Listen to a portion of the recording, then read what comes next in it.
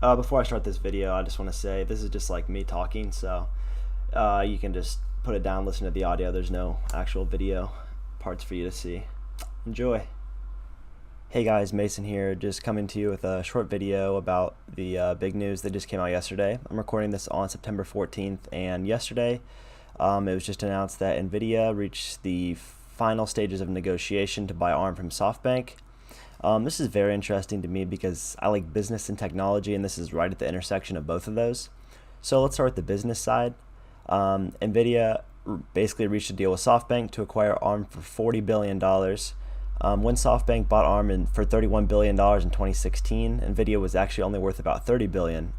So they're about similar. And now Nvidia is worth over $300 billion. Their stock has been on an absolute tear over the last year. It's gone from about $160 to $520 in the space of about 1 year. So after this deal, SoftBank will own 11% of Nvidia. As a lot of this deal, about $30 billion of the 40 is going to be paid in stock options. So in 4 years, SoftBank will have made about a 30% return on their investment, and now they own 11% of one of the fastest growing chip companies in the world. So I'd say that's a pretty good investment for them.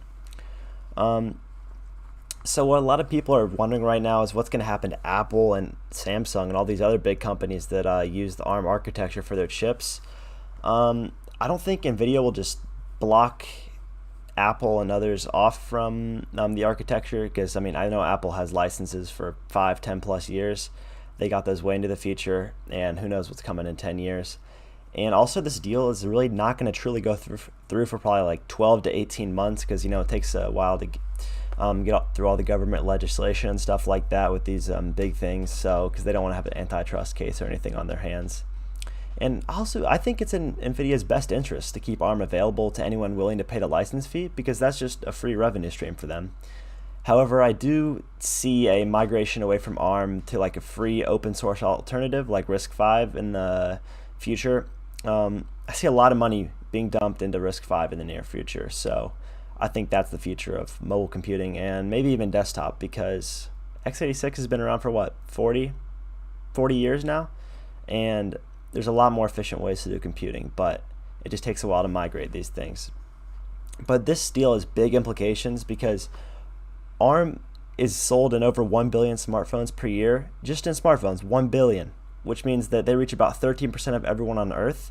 And then any cheap product with a chip in it, it's an ARM chip. So your smart fridge, your AirPods, your whatever, I have a wireless headset, it probably has ARM in it. Your monitor, every chip that's in a cheaper device that's not for computing, it's an ARM chip. So ARM is absolutely massive. And so I think the long-term vision for this deal is for Nvidia to compete with Intel, who has like 80-90% market share right now, and not on sale of CPUs, but just overall. But the main spot where it's going to be really tough to get Intel and AMD and the x86 out of computers is data center. I'd say it's probably going to take 20 to 30 years. It takes a very long time to convert and migrate legacy systems and hardware, because you don't want to take those down because it hurts your customers. So I see x86, I think the last place you'll see x86 is the data center. But I'd say ARM is coming to personal computing, like desktop computing, in maybe 5-10 years, and it'll probably compete with x86 and most likely win, because it's the more modern architecture at the end of the day. I also think that Nvidia will offer Microsoft and Sony a solution for the next gen consoles now, because Sony does not really care about backwards compatibility, unlike Microsoft. So I could see Sony taking an Nvidia deal over AMD real quick, because obviously with the ARM architecture, it's not backwards compatible with x86, so you can't play your games or whatever. You'd have to do a lot of work porting them. I don't know if Microsoft would jump ship, because they have a very close partnership with AMD, because they've been using AMD in their Surfaces, and they've done a lot of development on the Xbox One APU and to make it backwards compatible with previous systems. So, and Nvidia also already does use an ARM CPU and Nvidia GPU already, so Nvidia's kind of in the APU market.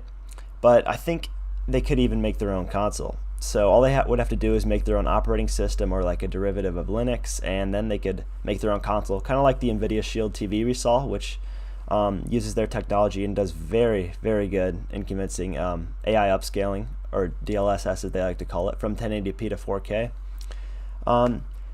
But who should be most afraid after this deal goes through? I think it should actually be Intel, because Intel only competes in one area right now, CPUs. You could argue GPUs, but recently a lot of news has come out that DG2 is being canceled and DG1 was an absolute letdown. Because AMD is already destroying Intel and they're only where they're most competitive, which is CPUs. They're destroying them in data center, destroying them in desktop, and then mobile, you might argue that's Intel's strong suit.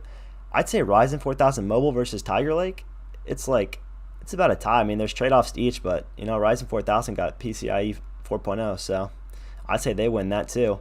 And soon Nvidia is going to start beating up Intel on the CPU side too. But people might think like, oh, it's going to take Nvidia like 10 plus years to get to the CPU business, because it takes a while to design your CPUs and stuff like that. But it really doesn't, because, well, Nvidia doesn't have fabs like Intel, so they can just make a design, go to TSMC, and boom, within a few months you're having your product produced. But Nvidia has a lot of really smart engineers, and if there's any company that could fast track the design of a new CPU or APU, it definitely would be them, because they got the money. Obviously,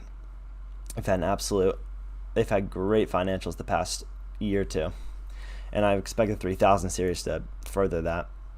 But I think that all of these things line up and point at one thing: Nvidia wants to dominate AI in the future. They see that this is inevitably going to be in every device in the next 5 or 10 years, and we really saw that with the new AI features on the RTX 30 series and using the tensor cores for AI workloads. The tensor cores are really optimized for AI, and so that makes the webcam stuff they had in the demo, the DLSS, RTX voice, it's all, imagine having that on your mobile phone in 5 to 10 years. That'd be game changing. And so Nvidia knows that the future is AI and that they can implement this into your smartphone or something in the next few years, and that would be crazy. So after AMD releases Zen 3 in a month or two, I expect that'll crush Intel at even gaming, so that gets rid of the last thing that you can argue, oh, Intel's 5% better there. AMD will win in truly every category. And I think that this, unless Intel sees the writing on the wall that if they don't change something now, their company is doomed, I think that this will be the beginning of the end for Intel, especially if they keep on fumbling this 7nm process node. But then, after AMD has knocked out Intel, they must turn and look at Nvidia as their true CPU and GPU competition. They obviously already compete in GPUs a bit, and this fall they're definitely going to compete across almost the whole stack. But CPUs, Intel doesn't really have, or AMD doesn't really have any competition right now. But now they got to look at Nvidia and say, let's get ahead of the curve here. We got to take out some GPU market share, because any dollars they take away from Nvidia from now going forward is less money that Nvidia can put towards their CPUs, and that will help AMD in the future. In conclusion, all I can really say is that the next 5 years in computing are looking very exciting. Definitely a lot more exciting than the past 5. Thank you for watching. Like and subscribe if you enjoyed. Peace out.